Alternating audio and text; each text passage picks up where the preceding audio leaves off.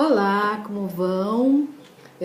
Nós estamos aqui fazendo esse pequeno vídeo para vocês, para que a gente possa conversar, que vocês possam nos conhecer, nos ver, né? Porque já que estamos no curso à distância.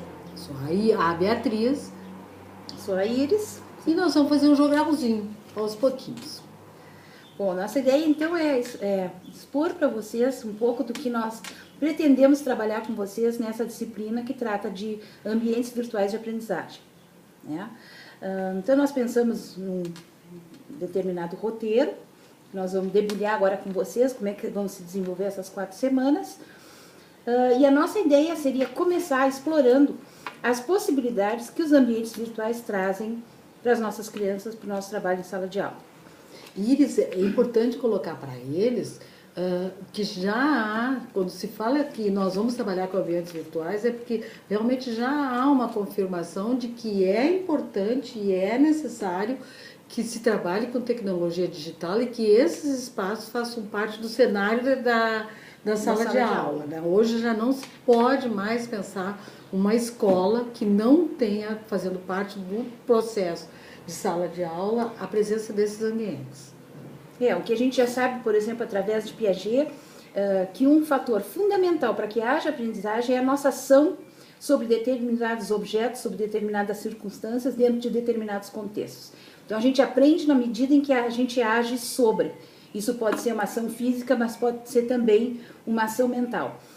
A neurociência, neste momento, conseguiu comprovar, vamos dizer assim, demonstrar que é realmente com as ações que se formam novas sinapses, novos padrões dentro do cérebro e se estabelecem novas relações a partir de ação sobre objetos. E nesse sentido o computador é extremamente eficaz, porque mesmo que ele não seja, ele te apresenta uma riqueza de objetos com os quais tu podes entrar em contato, manipular esses objetos, ele faz com que tu tenha que lembrar onde foi que tu entraste, como é que foi, para onde foi aquilo que tu fechaste, como é que tu volta naquela janela que tu estivesse. Então, o tempo todo tu faz esse movimento de idas e vindas quando tu trabalha com o computador, tu levanta hipóteses de como é que determinadas ações vão funcionar em cima daquela máquina, né? Se aquela ação não deu certo, tu tem que retomar os teus passos e ver que outra ação tu vai ter que fazer para que aquilo dê certo. Então, realmente é um tipo de dispositivo que te desafia, que te faz ter que rememorar os passos dados, antever passos que tu vais dar e assim por diante. Eu acho que isso é muito interessante, até porque demonstra o crescimento que a ciência vem fazendo e o quanto vão se derrubando alguns elementos que eram considerados verdadeiros. E isso, de uma certa forma, ele ilustra bem o processo que se faz de aprendizagem. Vai se trabalhando e vai se derrubando e vai se construindo outros mais firmes e mais complexos à medida que tu vai aumentando o teu conhecimento científico. Então, isso também demonstra um grau de incerteza com o qual tu vai trabalhando durante todo o tempo e sabendo que o que tu hoje diz que é verdade, né? E há 10 anos atrás, eu lembro, nos congressos, eles riam porque eles achavam impossível que se pensasse que as escolas públicas teriam computadores na escola. Não? Era impossível, né? Era um tipo de pensamento que à época não se aceitava. E hoje se pode dizer exatamente o contrário. Nós temos a experiência no interior do Amazonas, no interior do Ceará, do Piauí, onde as escolas trabalham com redes de computadores com as crianças. Né? E até agora a última pesquisa feita nos próprios zonas de comunidades do Rio de Janeiro, já se sabe que tem um número enorme de jovens entre 18 e 25 anos que tem conexão própria nos seus celulares. Então isso já é uma realidade disseminada pelo Brasil inteiro, nas mais diversas camadas sociais, e a escola não pode ficar de fora desse tipo de recurso, de tipo de riqueza cultural que é, esse objeto cultural que é o computador, né? E outra coisa assim que a gente pensou para trabalhar com ambientes virtuais de aprendizagem, trabalhar com ambientes digitais, para enfrentar, para ajudar as crianças que têm problemas de aprendizagem, é que, de uma certa forma, este ambiente ainda não está minado, vamos dizer assim, com aquela ideia de que se eu tenho alguma dificuldade, eu sou enviado para um laboratório de aprendizagem, ali, de algum jeito, vão tentar dar um jeito no meu problema. Num certo sentido, os laboratórios de informática das escolas ainda são virgens nesse sentido. A criança é levada para lá, em geral, com a sua turma, isso aí abre para ela, vamos dizer assim, quase como se eu estou dando um crédito para essa criança, dizendo para ela, tu és capaz de comandar esse tipo de equipamento sofisticado, né? Que nem sempre está ao alcance da criança menos favorecida. Ela pode se sentir desafiada e, na medida em que ela vai agindo em cima da máquina, fazendo um jogo, alguma outra coisa, é a máquina que vai dando um retorno quase que instantâneo, ela vai tendo que ajeitar as suas ações. Não é um adulto, ela não faz toda uma ação que depois vem um adulto para dizer se ela fez corretamente ou não, né? É um ambiente mais natural de aprendizagem nesse sentido, porque na medida da ação ela vai ter que ir ajustando e reajustando aquela sua ação. A interação é mais rápida. É mais rápida, então ela tem maior autonomia, né? E até para o professor é bem mais facilitado o processo, porque tu te imagina, as nossas turmas com 25 a 30 ou um pouquinho mais, né? Muitas vezes, quem tem uma determinada dificuldade, num determinado momento, tem que esperar que o professor atenda, mas alguns até chegar nele, muitas vezes nem consegue chegar naquele espaço de tempo, e aí no outro dia ele se acresce, aquela dificuldade é acrescida de outras dificuldades, que ele também não se lembra mais que ele tinha tido dificuldade no dia anterior. E ali não. Ali ele trabalha em qualquer ambiente, por exemplo, onde ele vai escrever, a grande maioria hoje dos ambientes já tem um processo em que assinala que ali a palavra escrita, nela tem uma inadequação. Se for o caso. Se for o caso. E oferece uma lista de quais palavras poderia estar sendo, se ele estaria utilizando, né? Poderia ser com Z, poderia ser com S, poderia ser um verbo, poderia ser um substantivo dentro da mesma categoria. Ele oferece uma série de elementos para que ele possa escolher qual é aquele que vai na frase. E isso é rápido. Isso ele pode fazer rapidamente, sem haver a necessidade da espera do adulto. E em outro sentido também, quando se usa, por exemplo, o computador para escrita, a gente acaba libertando a criança da forma. Isso é fundamental. Existe ainda na escola uma preocupação muito grande se a criança já escreve com letra cursiva, se é letra de forma, se é letra palito, como se vai ter letra ilegível, se aperta muito o lápis. Então, assim, essa mecânica toda da escrita que toma um tempo muito grande, no ambiente informatizado, a criança se libera disso. Claro que às vezes ela pode ficar catando milho, mas mesmo escrevendo vagarosamente, a forma vai estar sempre perfeita, né? E aí a gente pode se centrar no conteúdo, né? Então, aí é bem aquilo que a Beatriz falou, ela escreveu de que forma ela é silábica, pressilábica, em que fase ela está, como é que a gente vai desafiar ela para ela sair daquela etapa e ir para uma outra etapa, sem ficar preso, vamos dizer assim, na parte mecânica da própria escrita. Né? Exato, e a gente até tem alguns elementos, temos algumas experiências interessantes, do tipo assim, ler no quadro, ou ouvir do professor, ou mesmo ouvir do colega, é uma coisa. Agora, tu, de repente, lê o que tu escreveste, ou o que o colega escreveu numa tela, te chama atenção para determinados detalhes, que provavelmente não chamariam num contexto de sala de aula. Lembra lá na escola no Salzano, aconteceu bem interessante, uma professora trabalhava com alunos com dificuldade num laboratório e ela fazia chat com eles. Mas assim, ela e eles dentro da mesma sala, só que eles estavam todos eles se comunicando online e escrevendo palavrinhas.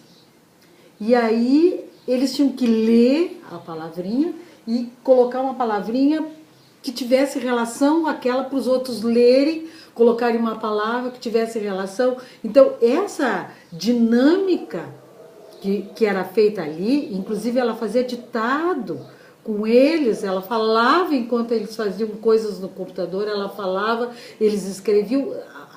muda completamente a dinâmica de coisas até rotineiras na sala de aula e que traz um novo brilho, um né? novo brilho. E nós tivemos outra experiência interessante também com crianças em fase de alfabetização de Jaraguá.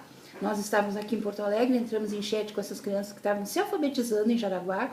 E aí também a gente conseguiu fazer um trabalho no sentido de mostrar assim, que a escrita de fato não é aquilo que tu põe no papel para o professor corrigir. A escrita serve para tu comunicar alguma coisa. Então, do lado de lá, a criança escrevia uma palavra e do lado de cá nós pegávamos aquela palavra e incluíamos aquela palavra numa frase. Tipo, cachorro, vamos dizer. E aí nós daqui respondíamos, tu gostas de cachorro? Nós também gostamos de cachorro, alguma coisa do gênero. E a professora então lia aquilo para a criança. Aí outra entrava e escrevia a palavrinha que ela sabia escrever e que gostaria de escrever ali naquele momento, e a gente fazia esse movimento todo de volta, de retornar aquela palavra para ela dentro de uma frase.